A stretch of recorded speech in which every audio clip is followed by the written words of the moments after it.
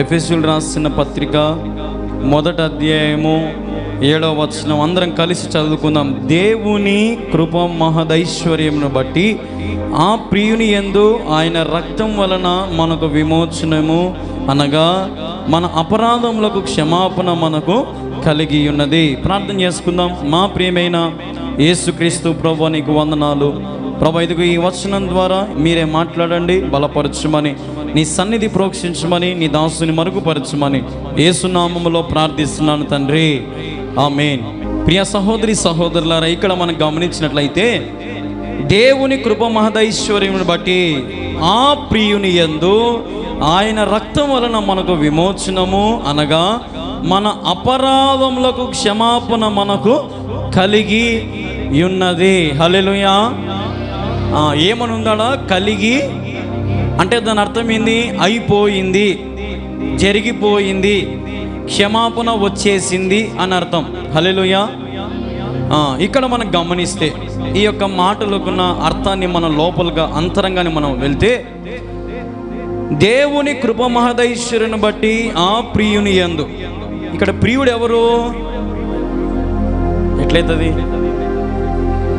చూడండి ఒకసారి.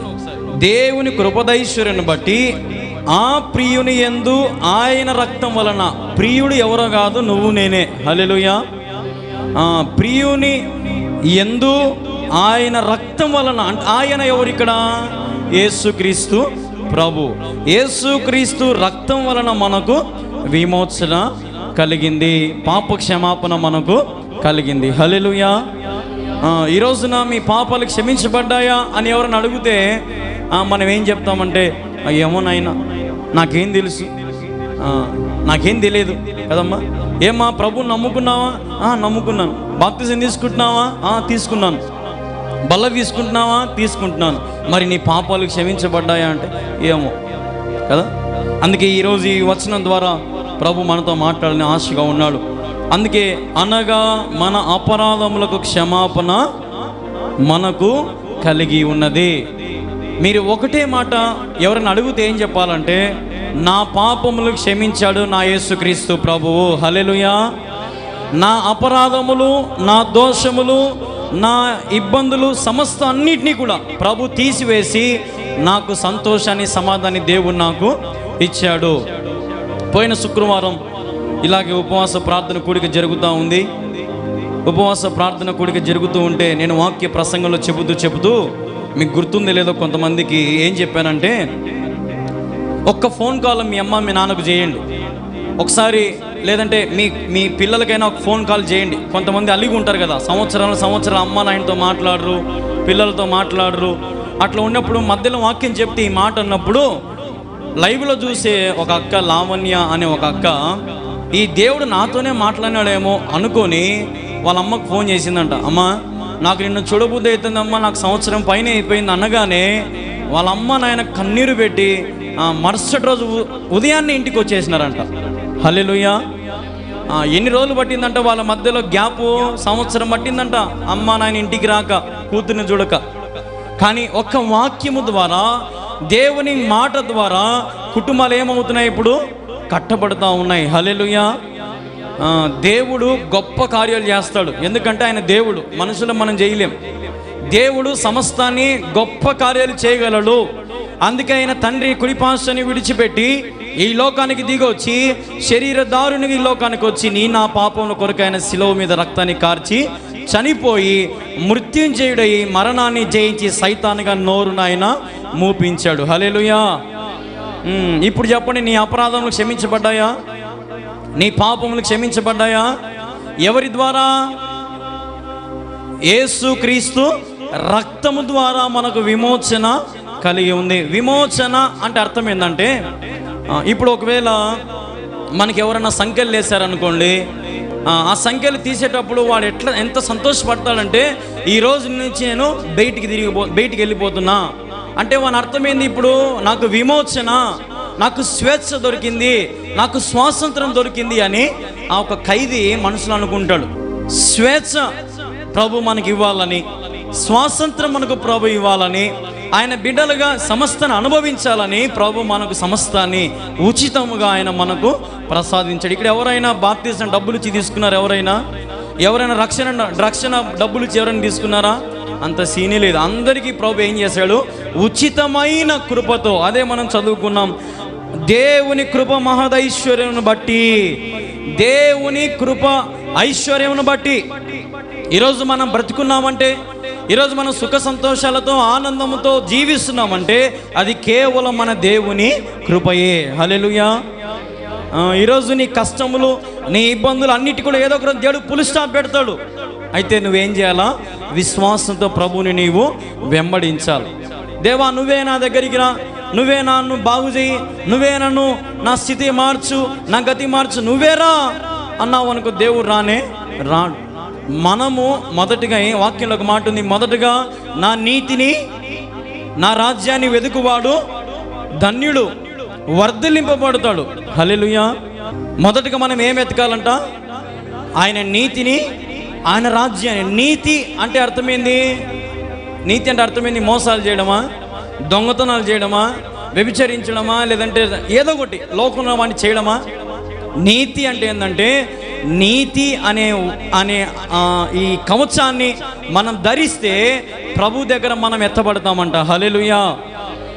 నీతి లేని జీవితాలు ప్రభు అంగీకరించాడు. చూడండి, ఒక మాట ప్రభు జ్ఞాపకం చేస్తున్నాడు. ఇందన మనం చదివినట్టుగానే సామెతలు 10వ అధ్యాయంలో ఒక మాట ఉంది, చూడండి 8వ వచనం చూడండి ఒకసారి.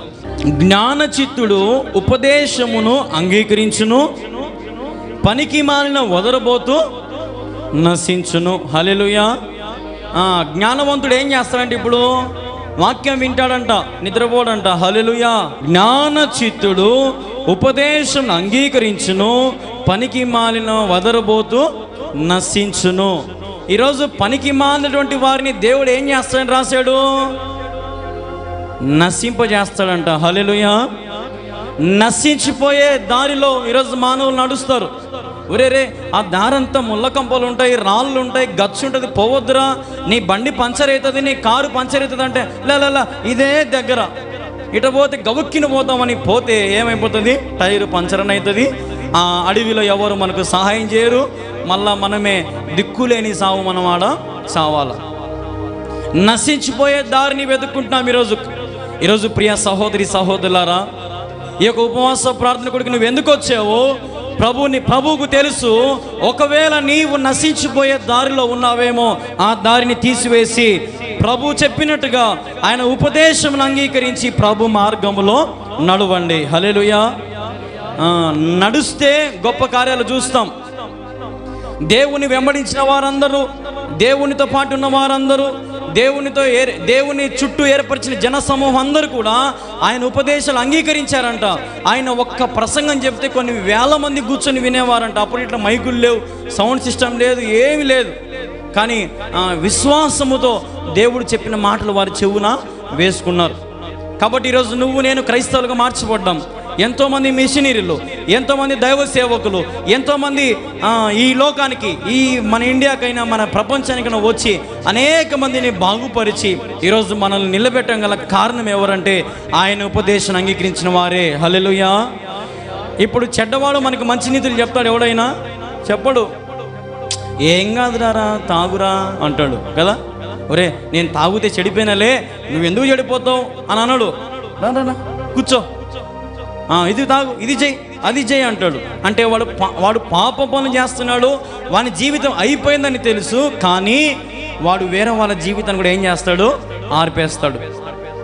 కాబట్టి ప్రియ సహోదరి సహోదరులారా, మనం నీతిమంతులుగా బ్రతకాల. నీతిమంతులుగా బ్రతికితేనే ప్రభు మనల్ని జ్ఞాపకం చేసుకుంటాడు. మనం జ్ఞాపకం చేయబడితేనే ఆయన రాజ్యంలో మనం ఎత్తబడతాం. హల్లెలూయా. మనకు పాపములకు, మన అపరాధములకు క్షమాపణ దొరికింది. నమ్మండి, విశ్వసించండి, గొప్ప కార్యాలు మీరు చూస్తారు. రోజు రోజుకి జీవితాన్ని మార్చుకోండి. రోజు రోజుకి మీకున్న అలవాట్లు, మీకున్న వ్యసనాలు, ప్రభువుకు దగ్గరగా రండి. ప్రభువుకు దూరంగా ఉండి, ఏదో ఒక వాక్యంలో ఒక మాట ఉంది, మొదటగా మనం ప్రభువుకు దూరస్తులమై ఉన్నాము, కానీ ఆయన ఉచితమైన ప్రేమను బట్టి మనం ఆయన దగ్గరికి మనము సమీపంగా వచ్చామంట. హల్లెలూయా. రే కూటముంది రండ్రా అంటే రారు. రే అన్నీ ఏర్పాటు చేసినాం రా, మీకు ఆటో పంపిస్తాం, వచ్చిన తర్వాత మీకు ఏదైనా భోజనమైనా పెడతాం, అన్నీ మీకు మంచి చెడ్డ చూసుకుంటాం, రండ్రా నాయన అంటే రారు. అదే ఏమీ లేని చోట పరిగెత్తుకుంటూ మమ్మల్ని కూడా వెళ్ళిపోతారు. అది సినిమా అయినా, లేదంటే లోకంలో రికార్డింగ్ డ్యాన్సులు అయినా, ఏమైనా సరే అల్లరితో కూడినవన్నీ కూడా మనుషులు ప్రయాసపడుతున్నారు నశించిపోవడానికి. హల్లెలూయా. నశించిపోయేదానికి మనుష్యుడు పరిగెత్తుతున్నాడు. పరిగెత్తి పరిగెత్తి పరిగెత్తి ఈ లోకంలో అలసటతో ఉన్నప్పుడు యేసయ్యా అని వస్తూ ఉన్నాడు. ఎంత మాత్రం న్యాయం ఇది? అన్నీ కోల్పోయాక మన దీపము ఆరిపోతున్న సమయంలో యేసయ్యా అంటే ఏమైనా ప్రయోజనమేనా? ఆలోచన చేయాలి. ఈ రోజున నీ జీవితం ప్రభువుకు సమర్పించేయి. ఇదే అనుకూలమైన సమయం, ఇదే రక్షణ దినం. ఈ దినాన్ని పోతే రేపు మనం చూస్తామో చూడమో మనకు తెలియదు. ఎందుకంటే లోకంలో ఉన్నవన్నీ కూడా మనల్ని పెనేస్తూ ఉంటాయి. బాగున్నానైనా, ఆరోగ్యంగా ఉన్నానైనా అంటాం, కానీ లోపల ఏదో ఒకటి జరుగుతూ ఉంటాయి. మనకు తెలుసా? లోపల అన్నీ బాగానే ఉంటాయి. బాగున్నానైనా, బాగా నిద్రపడుతుంది, బాగున్నానైనా అని అంటాం, కానీ ఏం జరుగుతుందో ఏమో మనకు తెలుసా? తెలియదు. కాబట్టి మన జీవితము ఎప్పుడు ముగించుకుంటాం మనకు తెలియదు. కాబట్టి నీ పాపములు క్షమించబడ్డాయి లేదా? ప్రభు సన్నిధిలో మోకరించుకొని ఎప్పుడు కూడా కన్నీరుతో ప్రభు సన్నిధిలో దగ్గరగా ఉండు. నీ జీవితంలో దేవుడు గొప్ప కార్యాలు జరిగిస్తాడు. ఒకవేళ నీ జీవితంలో గొప్ప కార్యాలు నీకు కావాలా అయితే ప్రభు యందు విశ్వాసముతో ఆయన సన్నిధికి చేరి రండి. ఆయనతో ఏకీభవించండి. ఆయన పిల్లలుగా మారండి. ఆయన వంశస్థులుగా మారండి. నేను చాలాసార్లు చెప్తాను, దేవునికి వ్యతిరేకంగా రూపించబడిన ఏ ఆయుధమో వర్ధిల్లదు. కానీ మనం ఏం చేస్తామంటే దేవునికే వ్యతిరేకమైనటువంటి మాటలు, వ్యతిరేకమైనటువంటి పనులు చేస్తూ ఉంటాం. కానీ నేను చెప్తున్నాను, నశించిపోతారు, జాగ్రత్త. ప్రభువుకి వ్యతిరేకమైన కార్యాలు మనం చేస్తే వంశాలు తరతరాలు ఏమవుతాయని వాక్యంలో ఉంది? శపించబడతాయి. శపించబడినాక నువ్వు మంత్రతంత్రాలు చేసుకున్నా, ఉపవాస గుడికలు పెట్టుకున్నా, లేదంటే నువ్వు బల్లలు తీసుకున్నా, ఏం చేసినా కూడా అవి పోవు. ఈరోజున మనుషులు నశించిపోయే దారిని వెతుక్కుంటున్నారు. నశించిపోయే నన్ను నీవు ప్రేమతో ఆదరించి, ఎంతో ప్రేమతో ఆయన మళ్ళీ ఏం చేశాడంట? ఆదరించాడంట. హల్లెలూయా.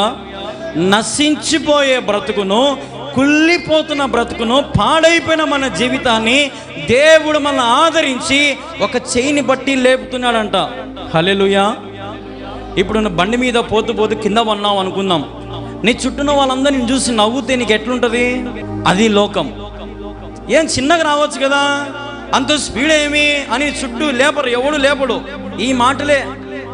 కానీ నిజమైన స్నేహితుడు ఏం చేస్తాడంటే నీ చేయిని పట్టుకొని లేవనెత్తుతాడు. హల్లెలూయా. ఆపదల్లో ఉన్నప్పుడు, కష్టంలో ఉన్నప్పుడు, ఇబ్బందుల్లో ఉన్నప్పుడు నీ చుట్టూన్న వారు ఎవరు నీకు నిలబడరు. అది ప్రేమైనా, బంధాలైనా, రక్త సంబంధాలైనా, నీ వంశమైనా ఎవరు నీతో రారు. కానీ యేసుక్రీస్తు ప్రభు ఒక్కడే. ఆయన సిలువ ప్రేమను నీ మీద రుజువుపరుస్తాడు. నాలాంటి సేవకులను పంపిస్తాడు, నాలాంటి సేవకులను వాడుకుంటాడు, నాలాంటి సేవకుల ద్వారా ఆదరణ మీకు కలుగజేస్తాడు. అది దేవుని కృప. నశించిపోతున్న మన బతుకులను దేవుడు వెతికి ఏం చేస్తున్నాడంటే మనల్ని రక్షిస్తున్నాడు. నువ్వే పుట్ట కింద ఉన్నావో, ఏ చెట్టు కింద ఉన్నావో, నువ్వు ఏ ప్రాంతంలో ఉన్నావో, దేవునికి దొరకకుండా ఎక్కడెక్కడ తిరుగుతున్నావో ప్రభు వెతికి నేనేం చేస్తాడంట? రక్షిస్తాడంట. హల్లెలూయా. అలాగే ఇక్కడ ఉన్న వాళ్ళందరూ రక్షించబడింది కూడా మనం అంతే. మనం అందరం ఏమేమి పుట్టగానే క్రైస్తవులము, బాగా అన్నీ చేసిన వాళ్ళమే, కానీ మధ్యలో మన బతుకు ఏమైపోయింటే ఖచ్చితంగా లోకంలో కలిసిపోయి ఉంటాం. కానీ ఎప్పుడైతే ప్రభు మన జీవితంలో గొప్ప కార్యాలు చేస్తాడో అప్పుడు మన మనసు అంతా ఏమైపోతే దేవుని వైపు త్రిప్పబడుతుంది.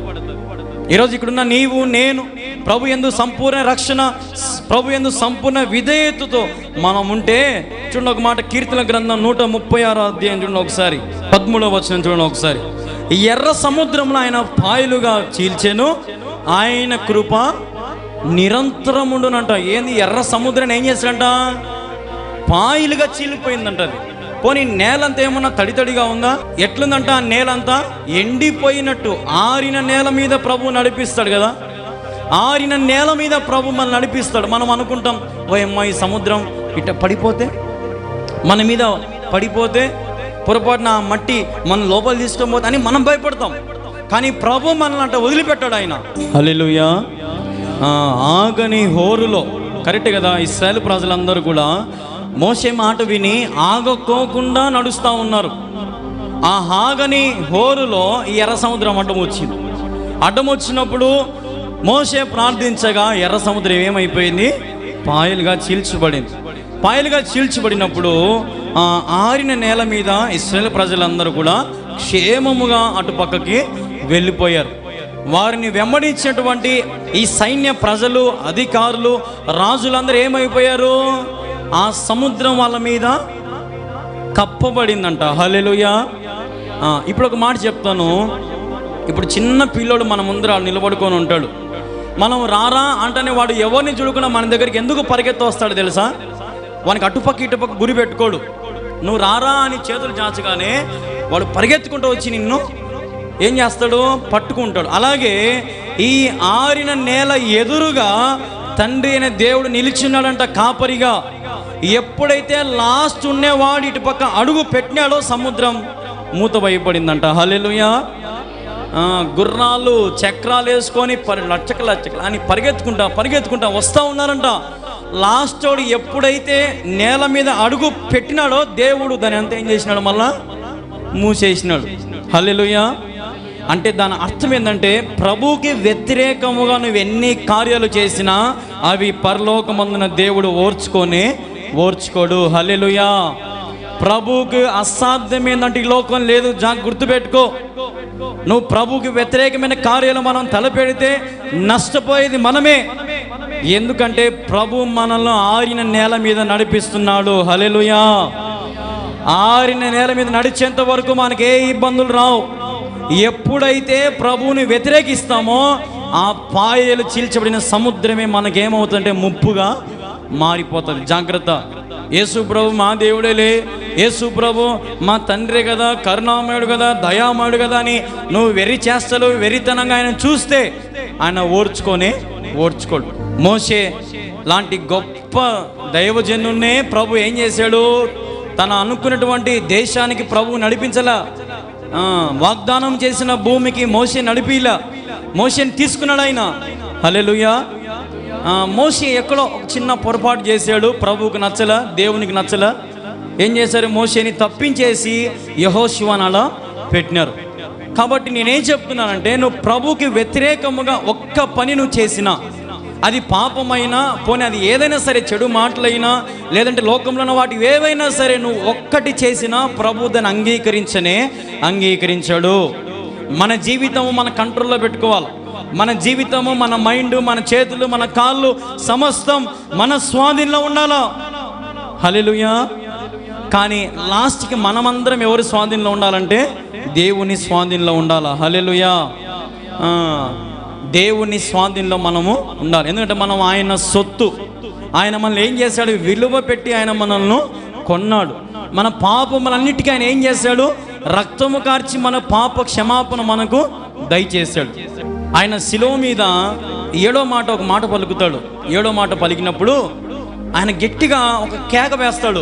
గట్టిగా ఆ బాధనంతని కూడా ఆయన దిగమింగుకొని తండ్రి వైపు చూసి గట్టి కేకేసి, తండ్రి ఇదిగో నీకు నా ఆత్మను అప్పగించుచున్నాను. హల్లెలూయా.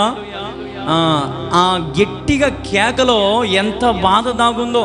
ఒక్క చిన్న ఏదైనా మనకు ఒక కత్తి గీసుకునే ఎరగడ కోసేటప్పుడు కత్తడిగా అని అంటాం కదా, ఊరికి ఏదైనా చిన్నవి తగులుతేనే. మరి దేవుడు అన్ని శ్రమలు ఓర్చుకుంది ఎవరి కోసం అంటే నీ కోసమే, నా కోసమే. ఎందుకంటే మన దేవుడు ఆయన బిడ్డలను ఎన్నటికీ నరకానికి అప్పగించేవాడు ఆయన కాదు. ఆయన మనందరినీ కూడా ఆయన చేతుల్లో, ఆయన కుడిపాశం మీద, ఆయన కౌగిట్లో కూడా లాశపడేవాడు. ఆయన సింహాసనము ఆకాశం కంటే ఉన్నతమైనదంట. అంటే ఆయన సింహాసనం ఎంత గొప్పదో ఆలోచన చేయండి. ఆయన పరాక్రమశాలి ఎంతదో ఆలోచన చేయండి. ఆయన సైన్యం ఎంతదో ఆలోచన చేయండి. ఆయన చుట్టూ ఉండేటువంటి గొప్ప వాళ్ళందరూ ఎంతమంది ఆలోచన చేయండి. అటువంటి వారితో మనకు సహవాసం, సంఘము దేవుడు మనకిస్తా అంటున్నాడు. హల్లెలూయా. అబ్బా ఏం ధన్యతది. అవి పోగొట్టుకుంటాం మనం. ఈ లోకంలో తుచ్చమైన వాటిని, ఈ లోకంలో ఉన్నటువంటి బంధాలు, బంధుత్వాలు, రక్త సంబంధికులు, నాయన, అమ్మ, బిడ్డలు, ఈ ప్రేమలతో మనం మురిసిపోతూ ఉంటాం కదా. కానీ అసలైన ప్రేమకు మనం ఏం కావాలా? పాత్రలం కావాలి. అసలైన ప్రేమ, శాశ్వతమైన ప్రేమ అది తండ్రి దగ్గరనే మనకు దొరుకుతుంది. ఈ రోజున తండ్రి మనల్ని విడిచితే మనం ఈ లోకంలో ఏమీ కూడా చేయలేం. ఒకవేళ ఆయన చేయి మనల్ని అట్లా విడిచిపెడితే మన బతుకు ఏమైపోతుందో కదా. మన బతుకు అసలు మనం ఉంటామో కూడా మనకు తెలియదు. ఆయన కనురెప్ప పాటు అట్లా మూస్తే మన బతుకు ఏమైపోతుందో ఆలోచించేయి. కాబట్టి ఈ జీవితంలో ఇంకా నువ్వు అన్నీ అనుభవించాం, సమస్తం చేసాం, అన్నీ తిన్నాం, ఎంతో పడుకున్నాం, ఎన్నో పాపములు చేసి, ఎన్నో అపరాధాలు చేసి, అన్నీ చేసేసినాం. ఇప్పుడు నుంచి అన్నా సరే మన జీవితాన్ని మనం ఏం చేసుకోవాలా? మార్చుకుందాం. క్రీస్తు కోసం మనం బతుకుదాం. క్రీస్తు కోసం మన జీవితాన్ని మనం ముగించుకుందాం. తద్వారా మన జీవితంలో దేవుడు గొప్ప కార్యాలు చేస్తాడు. చూడండి ఒక మాట, ఇందా నేను చెప్పాను కదా, ఎఫెసీయులకు రాసిన పత్రికలో ఆ మాట చూడండి. ఇందా నేను చదివినట్టుగా ఎఫెసీయులకు రాసిన పత్రిక 2వ అధ్యాయంలో చూడండి ఆ మాట. నేను చెప్పాను కదా ఇందానే, ఎఫెసీయులకు రాసిన పత్రిక 2వ అధ్యాయం 3వ చూస్తే, ఆయనను మునుపు దురస్తులమై మీరు ఇప్పుడు క్రీస్తు యేసునందు క్రీస్తు రక్తం వలన సమీపస్తులై ఉన్నారంట. హల్లెలూయా. ఎవరి వల్ల ఇప్పుడు మనం సమీపంగా ఉన్నాము? మళ్ళీ ఈడ క్రీస్తు యేసు రక్తం వల్లనే. యేసు క్రీస్తు తప్ప మనకు వేరొక దేవుడు లేనే లేడు. యేసు క్రీస్తు ప్రభువే మన కాపరి. ఆయన మనల్ని మేపు గొర్రెల కాపరి. మనమందరం గొర్రెలమైతే ఆయన మన కాపరి.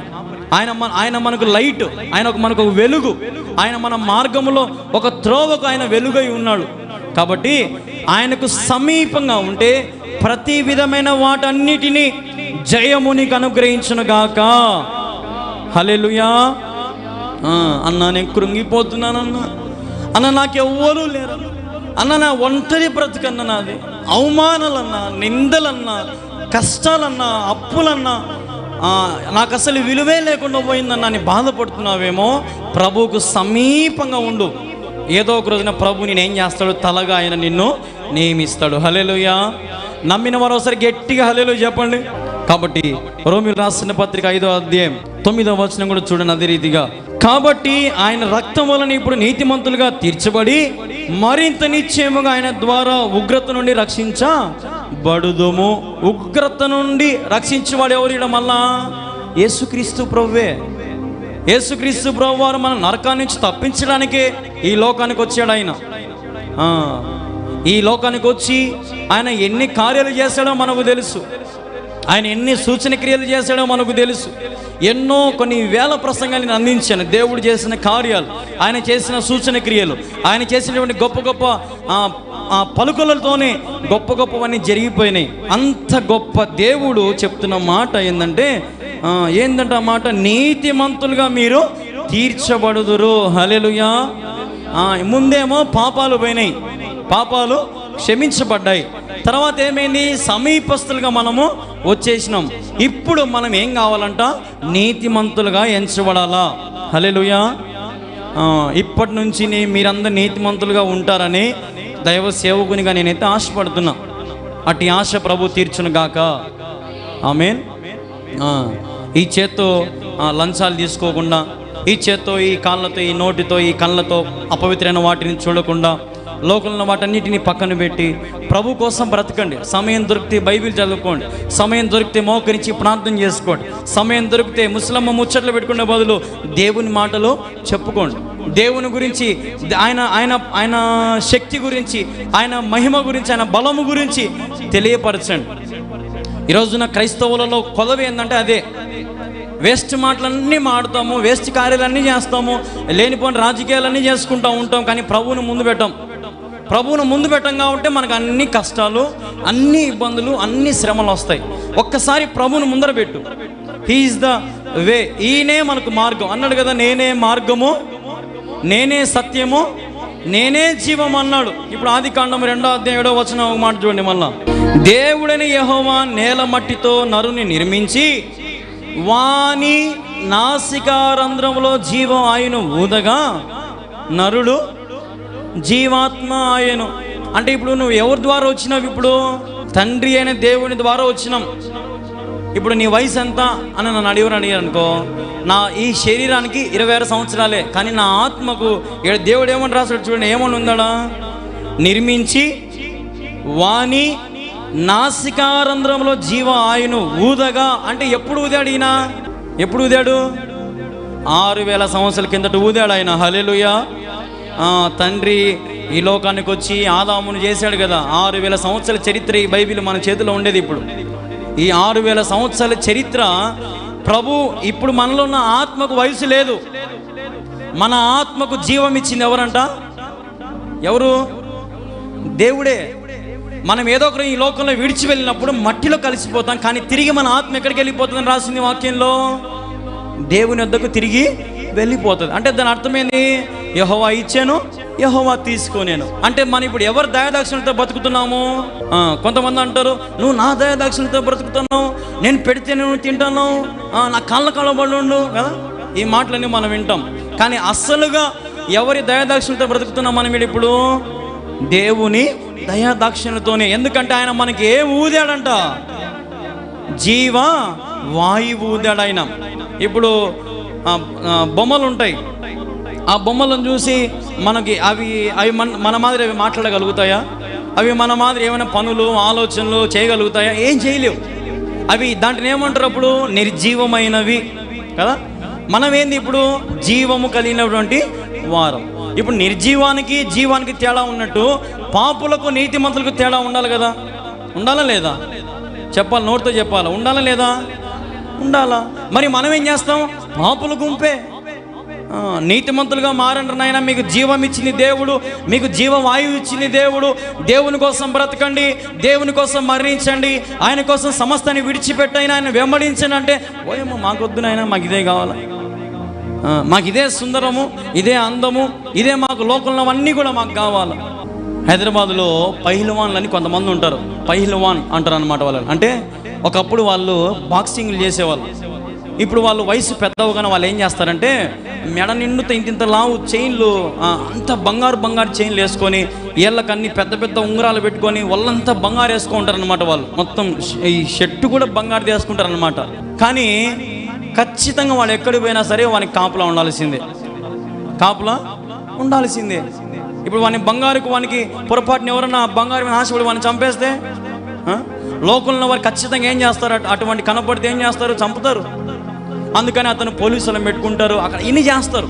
అలాగే ఈ లోకంలో కూడా మనకు పాపం అంటకూడదంటే మనకి ఎవరు కావాలా? చుట్టూ దేవదూతలు కావాలా, మనకు ఒక గాడ్స్ కావాలా, మన చుట్టూ ఆయన రక్తం ప్రోక్షించబడాల, మన చుట్టూ ఆయన మహిమ ప్రోక్షించబడితేనే మనం పాపానికి దూరంగా ఉంటాం.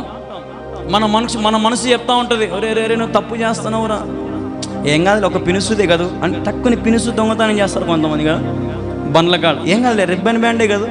మనసు ఏమంటుంది లోపల, వద్దులే ఎంత 5 రూపాయలు కదా, డబ్బులు ఇచ్చి కొనుక్కుందాంలే అనుకుంటారు. కానీ తీరా దాన్ని చూడగానే ఆశ వేసి చిన్నది ఏదైనా జాంకెలు కొనేటప్పుడు, ఏంటన్నా పండ్లు కొనేటప్పుడు అయితే బాగుండాయా అని ఫస్ట్ తినేస్తాం, మళ్ళీ కొంటామో కొనమో మన సంగతి కదా. ఇటువంటి పనులు మనం చేస్తాం. కానీ నేనేం చెప్తానంటే, పాపానికి నువ్వు దూరంగా ఉండాలంటే ప్రభువుని నువ్వు రుచి ఎరగాల. హల్లెలూయా. పాపమునకు నువ్వు దూరంగా బ్రతికితే ప్రభువు నీకు సమీపంగా ఉంటాడు. వాక్యంలో ఒక మాట ఉంది కదా, అల్లరికి ఆయన కర్త కాదు. అల్లరున్న చోట ఆయన నిలబడాడు. రాజకీయాలు ఉన్న చోట కానీ, లేదంటే లోక సంబంధించిన వారు ఉన్న చోట కానీ దేవుడు ఎన్నటికీ ఎప్పటికీ నిలబడడు. నువ్వు ఎన్ని ప్రార్థనలు పెట్టుకో, ఎన్ని కూటాలు చేసుకో, ఏమైనా చేసుకో, ప్రభు సన్నిధి అక్కడ ప్రోక్షించబడదు. నాతోనే ఒక ఆయన అన్నాడు, ఒక భక్తిపరుడు అంటున్నాడు, చచ్చిపోయినాక మనం పోతామో పోమో ఎవరికి తెలుసు అని అంటే, ఇంకా మనం ప్రార్థనలు ఎందుకు, దేవుడు ఎందుకు కదమ్మా. వాక్యంలో ఏముంది? మరణం తర్వాత నీకేముందన్నాడు దేవుడు? నిత్య జీవం ఉందన్నాడు ఆయన. హల్లెలూయా. మరణము తర్వాత మనకు జీవం ఉంది. ఏదో ఒక రోజున ఈ లోకంలో మనం విడిచి వెళ్ళినప్పుడు ప్రభు దగ్గర మనం కళ్ళు తెరవాలంటే అట్టి నిరీక్షణతో ఈ లోకంలో ఈ మిగిలిన జీవితం అంతా ఆయనకు నమ్మకంగా మనము బ్రతకాలా. 70 లేదా 80 సంవత్సరాలు మాత్రమే ఈ బతుకు. ఈ 70 ఏళ్ళకి 80 ఏళ్ళకి ఇన్ని కుళ్ళులు ఎందుకు, ఇన్ని కుటుంత్రాలు ఎందుకు, ఇన్ని రాజకీయాలు ఎందుకు, ఇంత గర్వం ఎందుకు, అహంకారం ఎందుకు, ఈ కులాలేంది, ఈ మతాలేంది, ఇవన్నీ ఏంది, యానుంచి వచ్చినాయి ఇవన్నీ అంటే మానవుడే నాశనాన్ని వెతుక్కుంటూ కొని తెచ్చుకుంటున్నాడు. హల్లెలూయా. నాశనాన్ని కొని తెచ్చుకుంటున్నాడు, నరకానికి పాత్రుడిగా మారిపోతా ఉన్నాడు. నువ్వు నిజంగా దేవుని బిడ్డవైతే నీ చేతిలో బైబిల్ తప్పక వేరేవేవి ఉండకూడదు. నీ మనసులో దేవుడు తప్పక వేరే దురాలోచనలు ఉండకూడదు. నీ మనసులో యేసు ప్రభు ఉంటే పాపానికి చోటు ఇవ్వకూడదు. హల్లెలూయా. మన హృదయంలో దేవుడు ఉంటాడు, ఒక పక్కన మూలని ఆడో ఒకసారి ఎవడు ఉంటాడు, సైతానికి ఆడు ఉంటాడు. యాడో ఒక మూలన వాని పొమ్మనే పోడు వాడు, నువ్వు వాని పంపో అని నేను చెప్తున్నానంటే, నువ్వు ఎక్కడున్నా సరే నిష్ఠగా పాటించు. నీకు చెడ్డ పేరు రాని, లోకంలో అందరిని నేను తిట్టని, లోకంలో అందరిని నేను వెలివేయని, ప్రభుకు సాక్షిగా బ్రతుకు. అందుకే పౌలు అంటాడు కదా, బ్రతుకుట క్రీస్తే చావైతే నాకు లాభం. అంటే ఎవడన్నా సావు లాభం అనే వాళ్ళు ఎవరైనా ఉన్నారమ్మా? ఏమ్మా ఎవరన్నా ఉన్నారా? నేను చచ్చిపోతే నాకు లాభం అన్న వాళ్ళు ఎవరైనా ఉన్నారా? నేనున్నా. ఎందుకంటే మనం చచ్చిపోతే లాభమే. ఎందుకంటే మనకేముంది? ఏముంది మనకాడ? నిత్య జీవం ఉంది. అక్కడ యుగ యుగాలు తరతరాలు ఆడ మరణం ఉండదు. ఇంకా ప్రభు దగ్గర వేవేల దూతల మధ్యలో ఆయనను సన్నుతిస్తూ కీర్తిస్తూ కొనియాడుతూ ఆ సింహాసనాన్ని చూస్తూ ఉంటే ఆ ప్రకాశనమైనటువంటి దేవుడు, ఆ వెలుగు సూర్యకాంతపు తేజస్సు కంటే మిన్నైన వెలుగంట ఆయనది. హల్లెలూయా. అంత వెలుగును మనము చూడాలంటే ఈ 80 సంవత్సరాలు నోరు చేతులు అన్నీ ఏం చేయాలి? మనము కట్టుకోవాలి. ఇప్పుడు వ్యాధిగ్రస్తునికి డాక్టర్ ఏమంటాడు? ఒరే నువ్వు పథ్యం ఉంటేనే నీ ఆరోగ్యము బాగుంటుంది. సార్ నేను రోజు తాగుపోతాను, తాగుతా అంటే వాడు ఏమంటాడు? తాగు, 10 రోజులకే చచ్చిపోతావు. అంతే కదమ్మా. ఖచ్చితంగా ఏమంటాడు డాక్టరు? సార్ నేను ఉండలేను సార్ అంటే నవ్వుతా ఏమంటాడు? సరే తాగు, ఒక 10 రోజులు చచ్చిపోతావు అంతే అంటాడు. అదే నువ్వు తాగకపోతే 1 సంవత్సరమైనా బతుకుతావు అంటాడు. అప్పుడు వీడు మందులకి పోతాడంగా. ఎందుకు? సావు అంటే వానికి భయం. మళ్ళీ ఆరోగ్యమైన బాగా చేసుకోవాలి అని పథ్యం ఉంటాడు. అన్నిటినీ వదులుకుంటాడు, వ్యసనాలన్నింటినీ వదులుకుంటాడు. అమ్మ నాకు ఆరోగ్యం బాగాలేదు, నాకు రసమన్నం పెట్టు, నాకు సంగటి, ఇవన్నీ కోరుకుంటారు. ఎప్పుడు? బాగలేనప్పుడు. బాగున్నప్పుడు నాయన ఆరోగ్యం కాపాడుకున్నట్టు ఎవడు కాపాడుకోడు కదా. ఒకడైతే మేము తిరుపతికి పోతున్న కాంతి చేసి చూడడానికి తిరుపతికి ట్రైన్లో పోతూ ఉంటే ఒక ముస్లిం ఆయన అండి, మీరు నమ్మరు, 80 పైన ఉంటాయి ముస్లింలు, చుట్టలు ఉంటాయి కదా. ఆ చుట్టలు ఏడ తాగుతున్నాడంటే, మామూలు అయితే ట్రైన్లో తాగకూడదు అనమాట. తాగకూడదు, పోయి బాత్రూంలో కూర్చొని తాగుతున్నాడు. ఆడికి మామూలుగా బాత్రూమ్కే వాసన, అంత గలీజ్గా ఉంటాయి ట్రైన్లో బాత్రూమ్లు. అటువంటిది ఆడికి పోయి వాకిలు వేసుకొని సిగరెట్ తాగుతున్నాడు. ఎంత ఆ వాసనకి ఎట్టున్నాడో. మళ్ళీ ఈ పొగ వాసన ఒకటి, ఆ భోగి ఎంత వాసన వచ్చింది. అప్పుడే టీసీ ఎదురుగా వస్తున్నాడు, టికెట్ అని. ఆయన ఎవర్రా సిగరెట్ తాగేదంటేనే సిగరెట్ దాంట్లో వేసి అని బయటికి వచ్చి పొగంతా నోట్లో ఊదినాడు అనమాట. బయటికి రాగానే టీసీ సార్ నీకు ఫైన్ వేస్తారు 500 అన్నాడు. సరే నేను ఉండలేక నోరు పీకుతుంది. ఏందంట? నోరు పీకుతుందంట. పాపము నిన్ను పీకేలాగా చేస్తుంది. జాగ్రత్త. వాని పనే అది, వాని ఆలోచనే అది. నిన్ను పీక్కోవాలని, నిన్ను పెరికి తినాలని వాని ఆశ. నిన్ను ఒకటేసారి చంపడాడు, చిన్నగా స్లోగా చంపి లాస్ట్కు దేవుడు వద్దు, నాకేం వద్దు అని అంటారనమాట. కాబట్టి ప్రియ సహోదరి సహోదరులారా, ఈ లోకంలో వాటన్నిటిని నువ్వు ఆశిస్తే ఖచ్చితంగా ప్రభు రాజ్యానికి నువ్వు వెళ్ళు. ఎందుకంటే ఆయన మనల్ని ఏం చేశాడు? విలువ పెట్టి ఆయన మనల్ని కొన్నాడు. రక్తం వలన మనకు పాప క్షమాపణ కలిగింది. యేసుక్రీస్తు ద్వారానే మనం ఆయనకు సమీపస్తులుగా ఉన్నాం. యేసుక్రీస్తు ప్రభు రక్తం వలనే మనం నీతిమంతులుగా మార్చబడ్డాం. కాబట్టి నీతిమంతుల గుంపులో ఉంటేనే మనం ఎత్తబడతాము. హల్లెలూయా. బైబిల్లో ఒక చిన్న మాట ఉంది కదా, బైబిల్లో ఒక చిన్న కథ ఉంది కదా, మీ అందరికి బాగా తెలుసు. ఆ కథ ఏదో కాదు, 10 మంది కన్యకల గురించి తెలుసు కదా మీ అందరికీ. 10 మంది కన్యకల గురించి మనకు బాగా తెలుసు. 10 మంది కన్యకలు, ప్రభు వస్తాడు, దేవుడు వస్తాడని తెలిసినప్పుడు ఆ 10 మంది కన్యకలు ఏం చేస్తారు? దివిటిలు వెలిగించుకొని అన్నీ రెడీ చేసుకుని పెట్టుకుంటారు.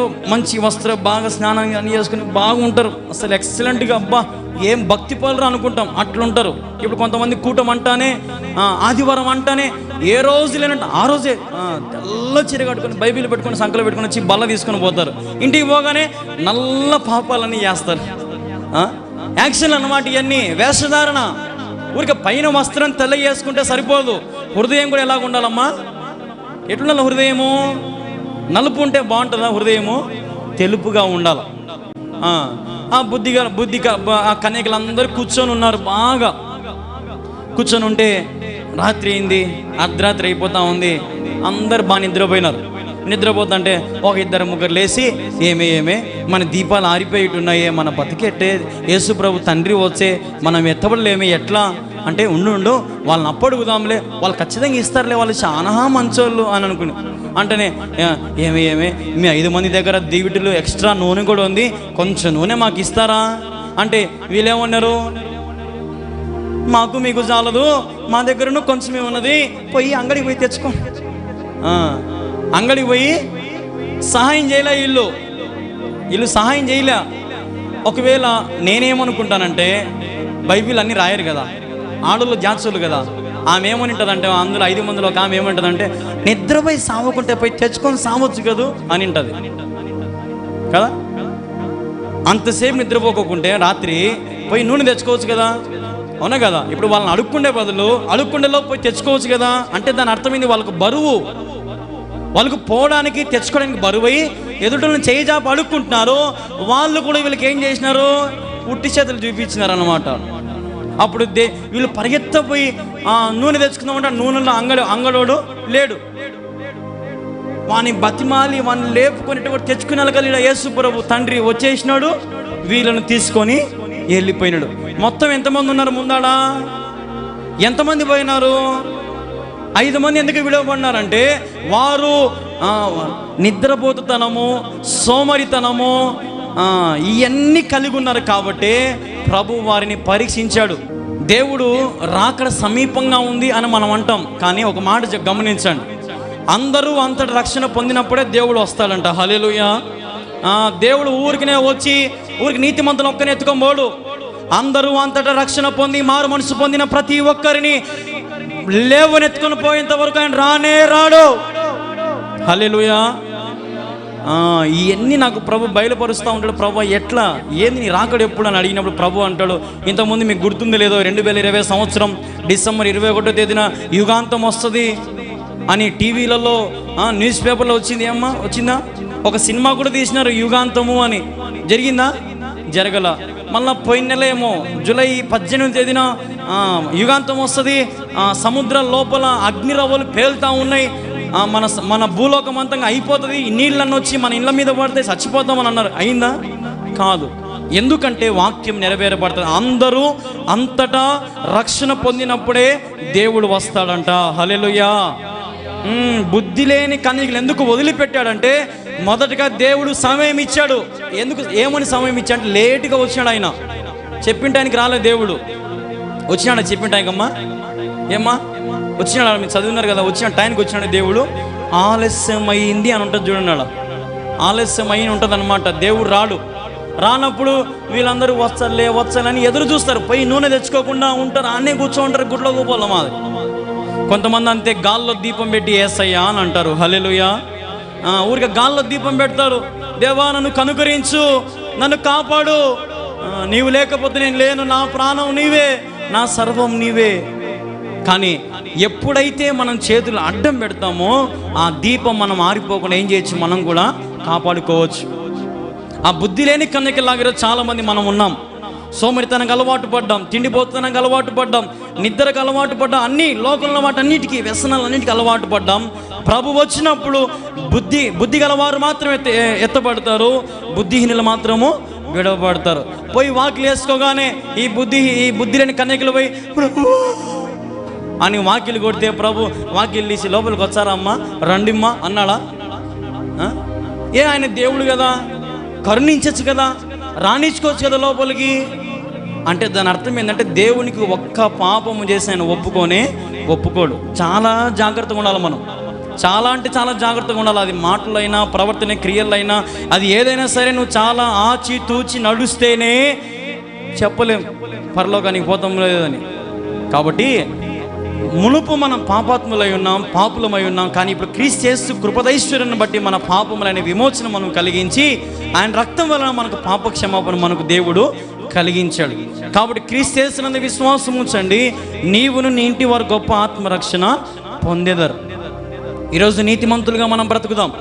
ఈ ఉపవాస ప్రార్థన కొడికలు ఏర్పాటు చేసిన అందుకే, ఎందుకంటే ప్రభు నా మీద ఇచ్చిన భారం అదే, నువ్వు నీతిమంతులుగా మార్చు.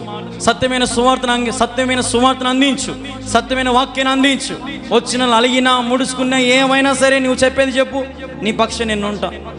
కొంతమంది అలుగుతారు, ఏటికే నా మీద అలుగుతా, నాకేం వస్తుందమ్మా, ఎవరి మీద అలుగుతా. కొంతమంది దేవుని మీద అలుగుతారు, చర్చికి రాకుండా పాస్టర్ పిలుస్తేనే మేము వచ్చాం, పాస్టర్ ఫోన్ చేస్తేనే మేము వస్తామని కొంతమంది ఉంటారు. నా మీద అలుగుతే ఏమైనా ప్రయోజనం ఉంటుందా? ఏం ఉండదు. నష్టపోయేది ఎవరు? మనమే. దేవుని మీద అలుగుతే నష్టపోయింది మనమే, దేవుని దూషిస్తే నష్టపోయింది మనమే, దేవుని వెరివానిగా చూస్తే నష్టపోయింది మనమే. ఎందుకంటే నేను చాలాసార్లు చెప్తా, ఆయన బహుధీరుడు, బహుశూరుడు. ఆయన హల్లెలూయా.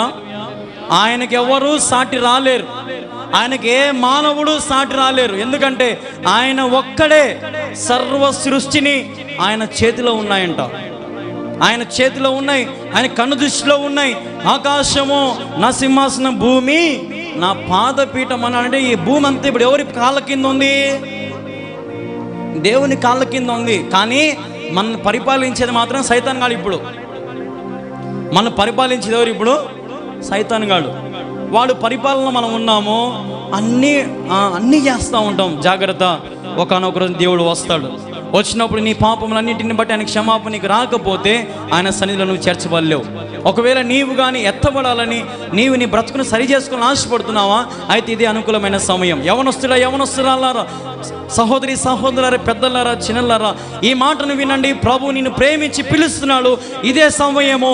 యేసు ప్రభు నీ హృదయంలో చేర్చుకొని జీవితంలో గొప్ప కార్యాలను చూస్తావు. హల్లెలూయా. నీ హృదయం యేసు ప్రభు లేకపోతే నీ జీవితంలో గొప్ప కార్యాలను చూడలేవు. ఎందుకంటే నీ హృదయం అంతా కూడా చీకటితో నిండిపోయింది. చీకటితో నిన్న మన బ్రతుకులను దేవుడు కృపదైశ్వర్యంతో నింపి ఆయన వెలుగులోకి నడిపించాలంటే ఆయన కౌగిట్లోకి రండి, ఆయనకి సమీపంగా ఉండండి. ఆయనకు దూరంగా ఉంటే మనం ఏం సాధించలేం, ఆయనకు దగ్గరగా ఉంటేనే మనకు అన్నీ వస్తాయి. తండ్రి అని మీరు మన ఇంట్లోనే తండ్రి అయినా మీరు బాగా గమనించుకోండి. బాగా గోంబడేవాడు, అల్లరి చేసేవాడు, ముద్దులాడేవానికి అన్నీ ఎక్కువ ఉంటాయి ఇంట్లో. అవునా కదా? అవునా కదమ్మా? మంచోనికి మెత్తుకోనికి ఏమైనా పెడతాడా తండ్రి? సక్రమంగా పెట్టాడు. వాడు గోంపిల్లోళ్ళే, ఒక 10 ఎక్స్ట్రా వానికి అంటాడు కదా. వాడు ముద్దుల పిల్లోళ్ళే నాకు అంటే దాని అర్థమేంది? ఎవరైతే దగ్గరగా ఉంటారో వాళ్ళకి ఎక్కువ ప్రేమ చూపిస్తాం మనం. ఎట్లా కాదన్నా? అవును. మరి దేవుడు కూడా అంతే. ఆయనకు నువ్వు సమీపంగా ఉంటే గొప్ప కార్యాలను నువ్వు చూస్తావు. యోబు కష్టకాలంలో ఉన్నప్పుడు, యోబు చిల్లు పెంకుతో ఈ గులలన్నీ గీరుకుంటున్న సమయంలో ఎవరు వచ్చారు యోబు దగ్గరకంటే? వాళ్ళ బంధువులు రాలే, స్నేహితులు రాలే, వాళ్ళ కుటుంబస్తులు ఎవరు రాలే. ఎవరు వచ్చారంటే ఆయన దగ్గరికి 3 స్నేహితులు వచ్చినారు. యోబు 2వ గ్రంథం చివరి భాగంలో ఉంటుందన్నమాట. 3 స్నేహితులు యోబు దగ్గరకు వచ్చి యోబుని దూరం నుంచి చూస్తారు. యోబు యాడు ఉంటాడు. ఈ 3 నిలబడి చూస్తారు. చూడగానే ఒరి ఏంద్ర వాడు అట్లయిపోయినాడు, ఒకప్పుడు అంత ఆస్తి, అంతమంది పనివారు, అంతమంది పిల్లలు, అంత ధనము అన్నీ ఉన్నాయే వానికి, ఏంద్ర వాడు ఈరోజు చిల్లు పెంకుతో గీరుకుంటాడని ఈ 3 స్నేహితులు రొమ్ము కొట్టుకొని ఈ వాళ్ళున్న అంగీలు, వాళ్ళకున్న చక్కాలు చించేసుకొని తల పైకెత్తి మోరెత్తి ఏడ్చారంట, ఎలుగెత్తి ఏడ్చారంట. ఎవరి కోసము? యోబు ఎవడు? స్నేహితుని కోసం ఏడ్చారంటే ఎంత మంచి స్నేహం అది. హల్లెలూయా. అటువంటి స్నేహం నీకుందా? నువ్వు నాశనం అయిపోతే చూసి నగేటోళ్ళు ఉన్నారు ఇప్పుడు. నువ్వు బాగుపడితే నిన్ను ఎట్లా కూల్చాలనేటోళ్ళు ఉన్నారు ఇప్పుడు. నువ్వు ఏదన్నా ఒక కార్యం తలపెడితే నీకు ధీటిగా ఇంకొక కార్యం తలపెట్టి ఏదో ఒక రకంగా కూల్చాలనే వాళ్ళు చాలామంది ఈరోజు పుట్టుకొచ్చినారు. జాగ్రత్త అని చెప్తున్నాను. దాన్ని మనం చదివాం కదా, వదరబోతులను దేవుడు ఏం చేస్తా అన్నాడు? నాశనము చేస్తా అన్నాడు. అంటే వేర్లతో సహా ఆయన పెకిలింపి వేస్తాడు ఆయన. హల్లెలూయా. దేవునికి నువ్వు వ్యతిరేకంగా ఏ పనులు చేయొద్దు. ఇక్కడున్న వాళ్ళకి చెప్తున్నా నేను ఈ మాట. సైలెంట్గా చేతులైనా కట్టుకోగాని దేవునికి వ్యతిరేకంగా పని చేస్తే మాత్రం కుటుంబాలు శాపాలలో పడతాయి. జాగ్రత్త. చాలా ఏమంటారు, ఏదో గడ్డు కాలం మీద అంటారు చూడు, అట్లా అయిపోతుంది మన పరిస్థితి. మనకి ఎవరున్నా ఎవరు లేనట్టు, మన బతుకంతా కూడా నష్టాలు కష్టాలు. ఎందుకంటే దేవునికి వ్యతిరేకమైన కార్యాలను చేస్తే మన జీవితం అంతా కూడా గడ్డు కాలంలోనే ఉంటుంది. మనల్ని ఎవరు ప్రేమించరు. కాబట్టి క్రీస్తుకు సమీపంగా ఉండు, క్రీస్తుకు దగ్గరగా ఉండు. నీ వంశం అభివృద్ధి పడాలంటే, నీ పిల్లలు అభివృద్ధి పడాలంటే నువ్వు వాళ్ళకి సంపాదించిన ఆస్తి అంతస్తులు కాదు, డబ్బు కాదు. ఏం సంపాదించాలో వాళ్ళకి పేరు ప్రఖ్యాతులు దేవుని నామాన్ని వాళ్ళకి ప్రకటించాలి, దేవుని సన్నిధికి నడిపించాలి. నీ పిల్లలను, నీ మనవళ్ళైనా, నీ భర్త అయినా, నీ భార్య అయినా, కూటమంటే ముందు మనం ఉండాలి. కూటమంటే మనం ముందు ఉండాలి. చీకటైనా, ఎండైనా, వానైనా మనము ముందుండాలి. మనం ఏడుంటాంలే కదా, ఒక వాన పడితే చాలు, ఉంటుందో ఉండదో ప్రార్థన. పాస్టర్యా ప్రార్థన ఉందా? ఎందుకు ఉండదు? పొరపాటున పురుగులు గిరుగులు ఏమన్నా ఉంటాయి, అమ్మ పురుగులు అయినా ఎవరు పోతారు, పో బయట కూర్చొని సౌండ్ సిస్టమ్ ఇంటికాడ అరుగు మీద కూర్చొని మనం వినొచ్చు కదా. ఎన్ని మాటలు కదా, దేవుణ్ణి సన్నిధికి రాకుండా మనల్ని మనం నల్లగొట్టుకోలేకపోతున్నాం. ఒక పురుగు గరిచినా ఒప్పుకోము, వానలో తడిసినా ఒప్పుకోము, ఎండ దెబ్బ తగిలినా ఒప్పుకోము. ఎంత కష్టాలు పడాలో మరి దేవుని కోసం మీకు తెలుసో తెలియదో. సమస్తాన్ని విడిచిపెట్టి కొండలు గుట్టలు ఎక్కుంటా వేడంటే దేవుడు ఆయన. హల్లెలూయా. ఆయనకు మరి అమ్మ నాయన ఉన్నారు, ఆయనకు తమ్ముళ్ళు ఉన్నారు, వంశం ఉంది, అన్నీ ఉన్నాయి. కానీ ఆయన అందరినీ విడిచిపెట్టి పగులంతా సేవ, రాత్రంతా ప్రార్థన. మరి ఏంది ఆ జీవితం? ఏంది ఆ జీవితం? నువ్వేం జీవిస్తున్నావు దేవుని కోసము? లేచినప్పటి నుంచి ఏం తిందాము, మధ్యాహ్నం ఏం చేసుకుందాం, రాత్రి ఏం చేసుకుందాం, ఇండ్లు ఉడుచుకున్నామా, తుడుచుకున్నామా, పొద్దున్నే పని ఆడదుందే, పనికి పోయినామా, వచ్చినామా, పనుకున్నామా, తెల్లారింది. ఇదే. రేపు ఏం చేస్తాం? రేపు ఇదే. మన్నాడు ఇదే. దేవుని కోసం ఏం చేసినావు? ఒకసారి ఆలోచన చేసుకో. ఏదో లైట్లు ఇచ్చినాం, ఫ్యాన్లు ఇచ్చినాం, సౌండ్ సిస్టమ్ ఇచ్చినాం, అవి ఇచ్చినాం, సాపలు ఇచ్చినాం, ఈ కాదు గొప్ప సంగతి. ఏమి ఇవ్వాలా మనం దేవునికి? మన హృదయాన్ని దేవునికి ఇవ్వాలా. హల్లెలూయా. నీ హృదయమైన ఆలయంలో ఆయన కొలువై ఉండాలా. నీ హృదయంలో యేసుక్రీస్తు తప్పక వేరే ఏ దానికి నువ్వు ఆస్కారము, చోటు ఇవ్వకూడదు. 9 సంవత్సరాల తర్వాత గర్భఫలం దేవుడు ఇచ్చాడు ఒక అక్కకి. ఎంత సంతోషం వేసింది ఆ మాట విన్నప్పుడు.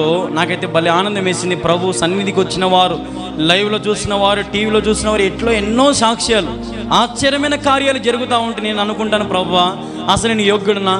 అసలు నాకు ఈ అర్హత ఎందుకు ఇచ్చినావు? అసలు నాకు ఈ బాధ్యత నాకు ఎందుకు ఇచ్చినావు ప్రభు? ఒక యవ్వనస్తుని, ఈ యవ్వన బలం నీకోసం వాడుతున్నాను కదా, నన్ను ఇంతగా ఎందుకు బలపరుస్తున్నావు అంటే ప్రభు అంటాడు, నేను నీ యందు నిలిచి ఉన్నాను, నీవు నా యందు నిలిచి ఉన్నావు. హల్లెలూయా. మనం ఆయన కోసం నిలబడాలా.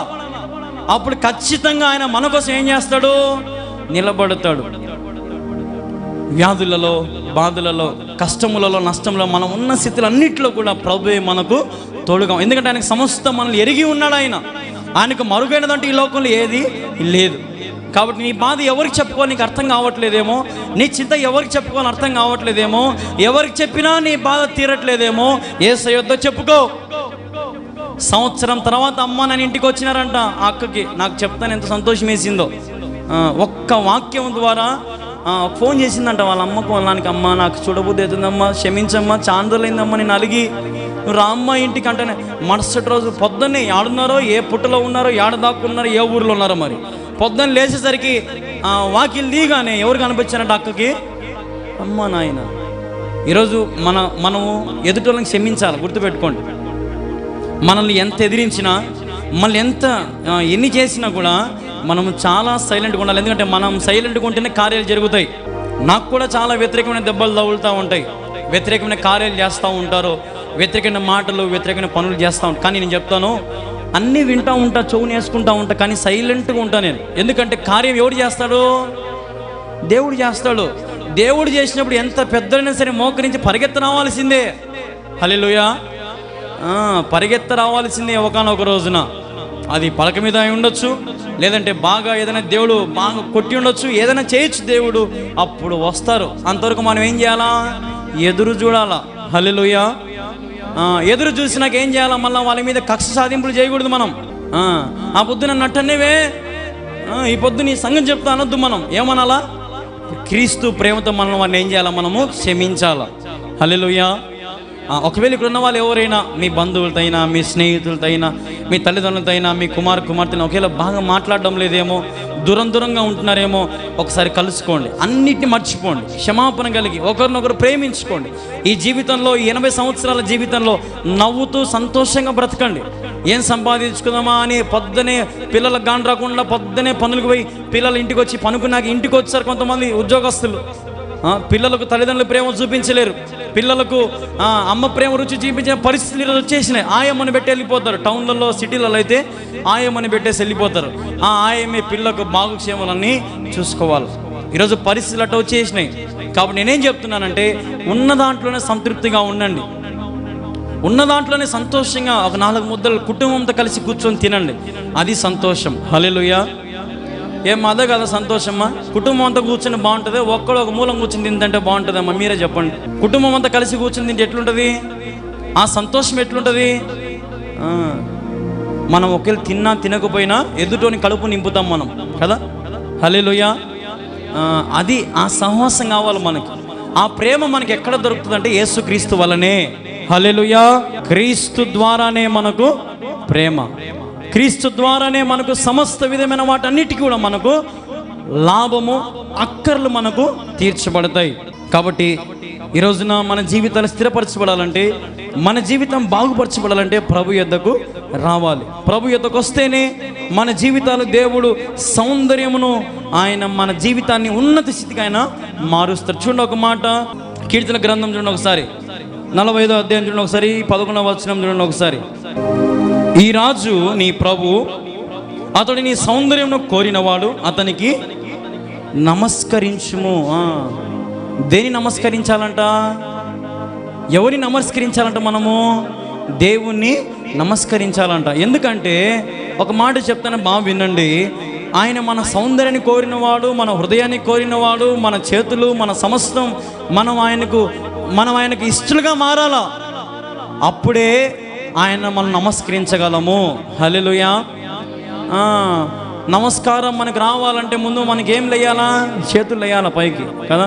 చేతులు లేయాలంటే ఇప్పుడు ఎవడన్నా ఉదాహరణకి మన ఊరికి జగన్ వచ్చాడు అనుకో, అంటాం మనమా? ఎందుకు? మనకేం చేసినాడు? పథకాలు, సంక్షేమ పథకాలు, ఈ పథకాలన్నీ పెట్టి అందరి ఇచ్చి పారేసాడు అందరికి కదా. సచ్చినట్టు అందరూ ఆయన చూడగానే ఏమంటారు? అవును కదమ్మా. అంటే మేలులు పొందినప్పుడు మన చేతులు ఏమవుతున్నాయి? లేచి నమస్కారం పెడతాయి. మరి ఈరోజు నువ్వు ఆనందంగా ఉన్నావు, సంతోషంగా ఉన్నావు, ఇంత జీవితం జీవిస్తున్నావు అంటే మరి దేవునికి నీ చేతులు రావాలి కదా. రావాలా లేదా? రావు. ఎప్పుడు వస్తాయంటే ఓన్లీ ఆదివారమే. మిగతాటప్పుడు కూటమి పెడితే మాకు ఏడబ్బుతుంది, మేము రాలేం, మా వల్ల కాదు. నమస్కరించడానికి మనకు సమయం, సందర్భం అవసరమే లేదు. కాబట్టి నమస్కరించాలా ప్రభువుని, ఆయన ఆరాధించాలా, ఆయన గణపరుస్తేనే మన జీవితాలు బాగుపడతాయి. హల్లెలూయా. ఎండిపోయిన మన బ్రతుకులను చిగురింపజేయగల దేవుడు ఒక్కడే. అన్నాడు హెజ్కేలు ప్రార్థించగా గుట్టలు గుట్టలు ఉన్నటువంటి పుర్రెలు, ఎంకలు అన్నీ కూడా ఏమైపోయినాయి? అన్నిటికీ ఏమొచ్చింది? మళ్ళా జీవం వచ్చింది. అంటే అప్పుడు హెజ్కేలు గొప్పవాడా, దేవుడు గొప్పవాడా? ఎట్లయితుంది? హెజ్కేలు కూడా గొప్పోడే. ఎందుకు? ప్రార్థన చేశాడు మంచి మనసుతో. హల్లెలూయా. హెజ్కేలు గొప్పోడే, దానికి కార్యం చేసినటువంటి దేవుడు ఇంకా గొప్పవాడు. ఎందుకంటే మనం చుట్టూన వారు కూలిపోతూ ఉంటే వాళ్ళ కోసం ప్రార్థన చేయాలి మనం. వాళ్ళు నశించిపోతుంటే వాళ్ళ కోసం ప్రార్థన చేయాలి మనం. వాళ్ళు ఒకవేళ అనారోగ్య పరిస్థితుల్లో ఎవరు పటిస్థితుల్లో ఉన్నప్పుడు మనం వారి దగ్గరికి పోయి నిలబడి ప్రార్థన చేయాలి. అప్పుడు ఏం పొందుకుంటారు? వాళ్ళు జీవం పొందుకుంటారనమాట. హల్లెలూయా. మనం పోతే సావనీలే, బాగున్నప్పుడు చర్చికి వచ్చాడు కదా అప్పుడు పలకరిద్దాంలే కాదు. బాగులేనప్పుడు పోయి మనం ఓదార్చాలి, బాగలేనప్పుడు పోయి మనం ప్రార్థన చేయాలి. బాగలేని వాళ్ళ కోసం అది ఏ పరిస్థితి అయినా వాళ్ళ కుటుంబ పరిస్థితి, వాళ్ళ కోసం మనం ఏం చేయాలి? ఎడతెగక ప్రార్థన చేయాలి. ప్రార్థన ద్వారా మనం ఏం పొందుకుంటాము? బలం పొందుకుంటాం. విశ్వాసం ద్వారా మనకు బలము, విశ్వాసం ద్వారా మనకు స్వస్థత, ప్రార్థన ద్వారా మనకు సమస్త విజయాలు మనము అనుభవించవచ్చు. ఎవరైనా సరే మీ జీవితంలో ఇంకా ప్రభుకు సమీపంగా లేరేమో, ఇంకా నీతిమంతులుగా తీర్చవలేదేమో, ఇంకా మీ పాపాలు క్షమించబడలేదేమో, ప్రభు దగ్గర ఏర్పాటు చేసుకొని మీ సమయాన్ని ప్రభుకు సమీపంగా ఉండండి, ప్రభుకు దగ్గరగా ఉండండి, అంటు కట్టబడి ఉండండి. అంటు కట్టబడి ఉంటేనే గొప్ప కార్యాలు మనం చూడగలుగుతాం. వచ్చిమామా పోతిమామా విన్నామామా అని అనుకుంటే అది జరగదు. కాబట్టి అన్నీ కూడా తెలుసుకొని జ్ఞానంగా బ్రతకండి. అది నేను చదివినాం కదా, జ్ఞాన చిత్తుడు ఉపదేశం అంగీకరించును, పనికి మాలిన వదరబోతూ నశించిపోతాం. వదరబోతులను పనికి మాలను దూరంగా పెట్టుకోండి. వాళ్ళతో పాటు అంటే మనం కూడా ఏమైపోతాం? ఆటోమేటిక్గా పనికి మాలం అయిపోతాం. హల్లెలూయా. పనికి మాలం అయిపోతాం. జాగ్రత్త. ఈరోజు మన జీవితాలు సంతోషంగా ఆనందంగా బ్రతకాలంటే పనికొచ్చే పాత్రగా మనము ఉండాలి. ఇప్పుడు మీరు కుమ్మరి సోదరులు కుమ్మరులను చూడండి, మీరు ఏం చేస్తారు? వాళ్ళు ఏం చేస్తారు? ఆ కుండలు ఎట్ట చేస్తారమ్మా? ఒకటేసారి అనుకుంటాను కుండ రా అంటే కుండ వస్తుందా? ఎటొస్తుంది? దాన్ని మట్టేసి తొక్కి దానికి ముద్ద చేసి దాని మీద పెట్టి నీళ్లు పోస్తా చేతులు నైపుణ్యంగా తిప్పుతారు వాళ్ళు కదా. దాన్ని మళ్ళీ కట్టతో తిప్పాలా, స్పీడ్గా తిప్పాలా, మళ్ళీ ఎంత అవసరమో ఒకవేళ మధ్యలో స్లో చేయాలా, ఎంత తిప్పలు పడతారో ఒక కుండ చేసేదాన్ని. అన్నిటికంటే కష్టమైన పని ఏదో తెలుసా? కుండ చేయడం అంతా ఈజీనే, కానీ దాన్ని ఆ చక్రం నుంచి తీసేది పెద్ద సంగతి. ఆ చక్రం నుంచి తీసేది గొప్ప సంగతి. దారం పెట్టి ఆ దారం అంటే ఆ చేతికి వచ్చేస్తుంది. అది నువ్వు నేను తీసినావు అనుకో, ఖచ్చితంగా ఏమైపోతుంది? ఇరిగిపోతుంది. ఓ అమ్మ ఇంత బాగా తిప్పినా మూతి బలు పెట్టినానంట అవుతుందా? కాదు, దాన్ని తీసేది కావాలా మనకు. హల్లెలూయా. ఆ నైపుణ్యం మనకు ప్రభు ఇస్తాడు. నువ్వు పనికి మాలినటువంటి కుండలాగా ఉంటావా, పనికొచ్చే పాత్రగా ఉంటావా? ఆలోచన చేయి. నువ్వు ముద్దగా ఉంటే పర్లే, ప్రభు దగ్గరికి రా. నీ ముద్దను ఆయన ఏం చేస్తాడు? పాత్రగా మారుస్తాడు ఆయన. హల్లెలూయా. ఆయన పాత్రగా మార్చినప్పుడు ఆ పాత్ర ఎన్నటికి ఇంకా పగిలిపోదు. గుండె చెదిరిన వారిని ఏం చేస్తున్నాడు? ఆ గుండెను ఎవరన్నా బాగు చేస్తాడా? నీ గుండెను ఎవడన్నా? ఒకళ్ళు అంటాడు ఆ విరిగిన అద్దం పగిలిపోతే ఎవరిని అతికగలుగుతాడా? విరిగిన అద్దం పగిలిపోతే ఎవరైనా అతికగలుగుతారా? కానీ మన దేవుని వాక్యం ఏం చెప్తున్నాడు? గుండె చెదిరిన వారిని ఏం చేస్తున్నాడు? ఆయన బాగు చేస్తా అన్నాడు ఆయన. హల్లెలూయా. ఇక్కడున్న వాళ్ళందరికీ ఖచ్చితంగా గుండె చెదిరింటుంది. ఏదో ఒక విషయంలో ఏదో ఒక రూపంలో గుండె చెదిరిపోయి ఉంటుంది. ఆగలే నీళ్ళు కారిపోయి ఉంటాయి, కళ్ళలోంచి నీళ్ళు కారిపోయి ఉంటాయి. ఎవరికి చెప్పుకోవాలో అర్థం కాదు. అటువంటి సిచ్యువేషన్లు వచ్చింటాయి మన జీవితంలో. కానీ మన గుండెని ఇప్పుడు బాగు చేసింది ఎవరు? మన కష్టాన్ని తీసేసింది ఎవరు? మన కన్నీరుని తుడిచేసింది ఎవరు? మన బాధను నిర్మూలన చేసింది ఎవరు? మనకు కష్టము, మనకున్న శ్రమలు ఏవి, ఇబ్బందులు, కఠినమైన వాటిని జ్ఞాపకం రాకుండా చేసింది ఎవరు? యేసయ్య. అంటే దాని అర్థమైంది, బాగు చేసింది ఎవరు? ఇప్పుడు డాక్టరా, అమ్మ నాయన, లేదంటే బంధువుల? ఎవరు బాగు చేసింది?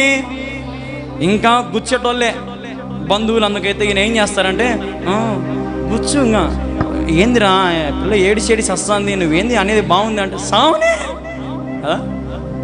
రే వాడు ఏమన్నా చేసుకుంటారా, ఏందిరా అంత బాధ పెడుతున్నావు, గమ్మును పక్కవో సాను అని రైలు కింద పడి అంటే దాని అర్థమైంది ఇంకా వాడు చెక్కుతుంటాడు అనమాట. ఇంకా సచ్చేటోని ఇంకా చంపాలని కొంతమందికి ఆశ. కాబట్టి మనుషుల ప్రేమ అదే. అందుకే నేను చెప్తున్నాను, జ్ఞానంగా బ్రతకండి. రెండుసేపు నీ పక్కన కూర్చుంటానే, రెండుసేపు నవ్వుతా మాట్లాడుతానే, ఓయమ్మ మంచిది అక్క అని అన్నీ చెప్పినావు అనుకో, నీ మంచి అంతా తీసుకుని ఊరంతా చెప్పొస్తుంది. ఎందుకు చెప్పినావు అక్క అంటే ఏమో నాకేం తెలుసు అంటది. అప్పుడు నువ్వే చెప్పినావు అంటే ఎటగానొచ్చునని మళ్ళీ నీ మీదకి యుద్ధానికి వస్తుంది. అల్లరి చేసేది ఆమె, యుద్ధానికి వచ్చేది మళ్ళీ ఆమె. ఎటగానొచ్చున్నా నీకు, నేను ఎటగనపడుతున్నా నీకు అంటే ఇంకేం చేస్తాం మనము? సరేలేమ్మా అని మనం వెనక్కి వస్తాం. ఈరోజు లోకము అట్లుంది. కాబట్టి నీ గుండె చెదిరిపోయిందా? నీ పరిస్థితులన్నీ చెదిరిపోయి ఉన్నాయా? నీ పాత్ర అంతా పగిలిపోయి ఉందా? నిన్ను ఎవరు బాగుపరచలేకపోతున్నారా? అయితే ప్రభు యొద్దకు రా. నీ పాత్రనైనా నింపి ఏం చేస్తాడు ఆయన? నీ పాత్ర నింపి అనేక మందికి దాహాన్ని తీరుస్తాడు ఆయన. హల్లెలూయా. ఇప్పుడు పాత్ర నీళ్లు పోసుకుంటే మనం ఏం చేస్తాం? దాంట్ని తాగుతాం. అంటే దాని అర్థం మీద మన దాహాన్ని ఆ పాత్ర నీళ్ళు ఏం చేస్తున్నాయి? మనల్ని దాహం తీరుస్తూ ఉన్నాయి. ఈరోజు మనం పనికి మాలిన పాత్రలు ఉండొచ్చు, కానీ దేవుడు పనికొచ్చే పాత్రగా చేసి అందులో నీళ్లు పోస్తాడు. ఆ నీళ్లు త్రాగడానికి నిన్ను అవమానపరిచిన వారే, నిన్ను నిందించిన వారే, నిన్ను ఇబ్బందులు పెట్టిన వారే పరిగెత్తుకుంటూ వస్తారు, నాకు 2 నీళ్లు పోయాక. హల్లెలూయా. ఆ సమయం వస్తుంది, ఎదురు చూడు. ఆ సమయం వచ్చేంత వరకు ఎదురు చూడు. ప్రభు గొప్ప కార్యాలు మీ జీవితంలో జరిగించును గాక. ఆమేన్.